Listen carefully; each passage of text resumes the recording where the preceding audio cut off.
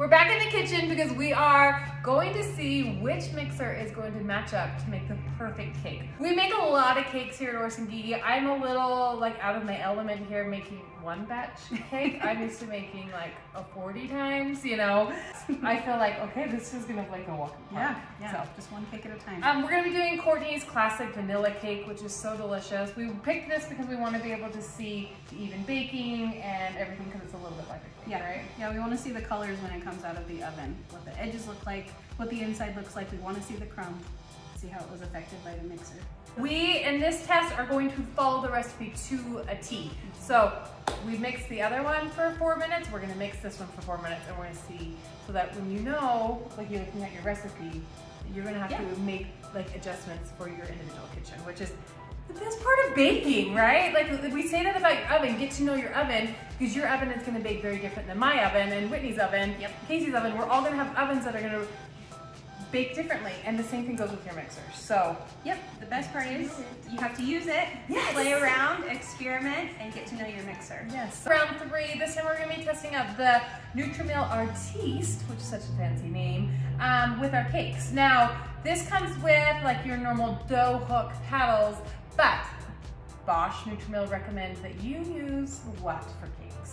So these are actually the cake paddles that Bosch and Nutrimill sell, specifically for cakes. And we also put on an additional attachment that is the bowl scraper. So this scraper will scrape anything that attaches to the column inside the bowl, and this goes around the outside of the bowl. So look at them as like shark fins coming to attack. They do make a huge difference, and since we were comparing like the way that, because we're not making cakes with the KitchenAid dough hook, we wanted to make sure that we were like comparing apples to apples here. So we are using exactly what Nutrimill Bosch is recommending for this. So yes, this is an added thing, but also if you're going to be making cakes with your Nutrimill or your Bosch, you're going to make sure you have these right attachments. Round 4, we've got the traditional universal Bosch, right?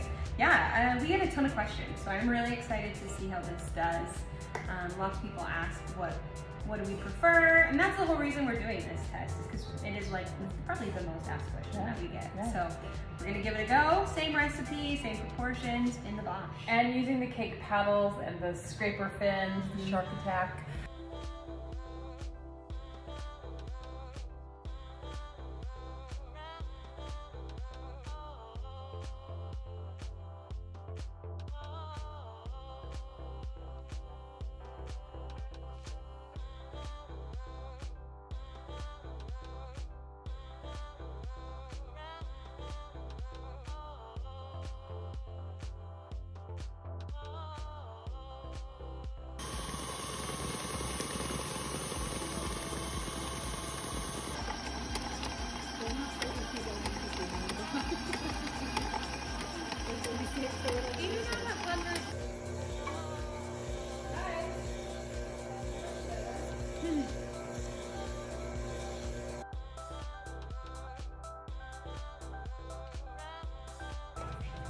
Because part of our testing process is going to see how these cakes bake, we are going to be really careful with how we are going to be baking them. So we've sprayed all of the pans with some Baker's Joy and then lined them with a parchment circle.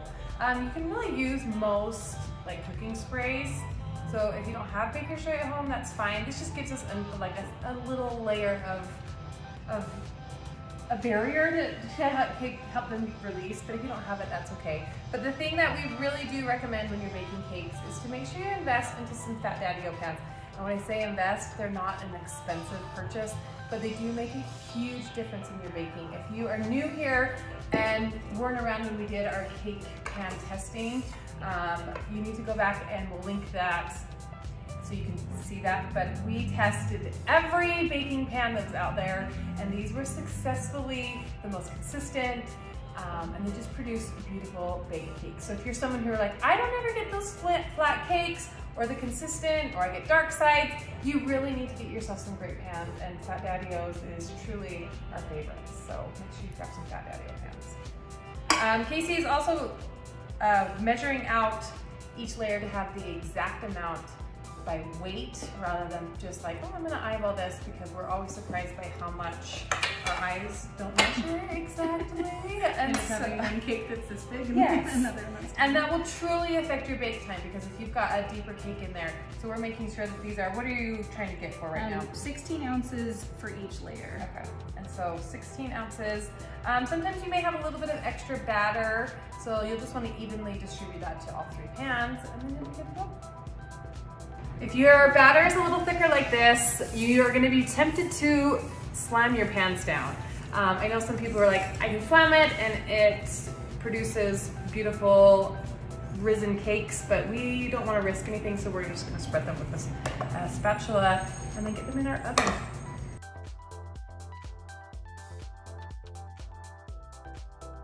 All of our pretty cakes are all done, sitting in stacks. They are all about the same height.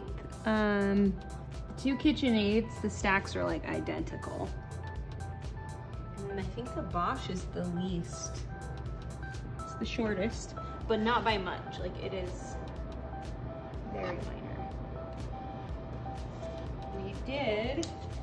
We cut in 1 layer of each one in half. So let's start back here. This is the 5-quart KitchenAid. The crumb is so light and fluffy. Super light and fluffy, good spring, nice even crumb. All along, from side to side. From side to side, good color on the sides. It looks great, nice and flat too. So if you're doing a tiered cake, like, that is what you want. You don't have to trim off a lot. Here's the 6-quart KitchenAid, and it's pretty similar, pretty also even. Consistent. Yep. Yeah. Even crumb, good color, good spring. And then KitchenAid, you did us right. Nutrimill in half. It's a little uneven. A little uneven. We've got some denser areas, especially down here, and larger pockets. This batter whipped up really, really light. In fact, it was so light that we had to completely scrape the bowl clean in order to have enough batter for each pan. So these holes that are showing up right here are actually pockets of butter that were not totally creamed. Yeah, and with the KitchenAid, that wasn't as big of a deal because we had a little bit of batter left over, so we weren't really scraping all of those pieces left on the side of the bowl. So we had a lot of usable batter. Yeah. Where with the Nutrimill and the Bosch, it whipped it so light that we were scraping to get enough batter to make 3. There was barely enough. Yeah, like, it barely made it on the 3rd cake.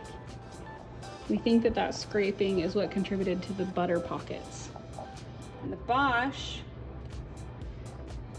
it's definitely like the lightest. Yeah, it is super. To pick it up, it looked like. It's super light, super fluffy, but same thing, larger pockets, inconsistent.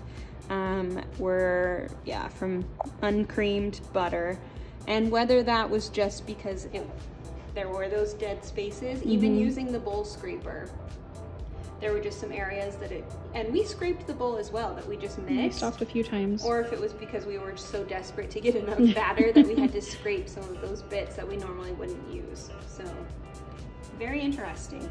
But those pockets are pretty significant in size. Pretty big. The color is beautiful though. All in all, they all turned out. I'd be happy with any of them at home.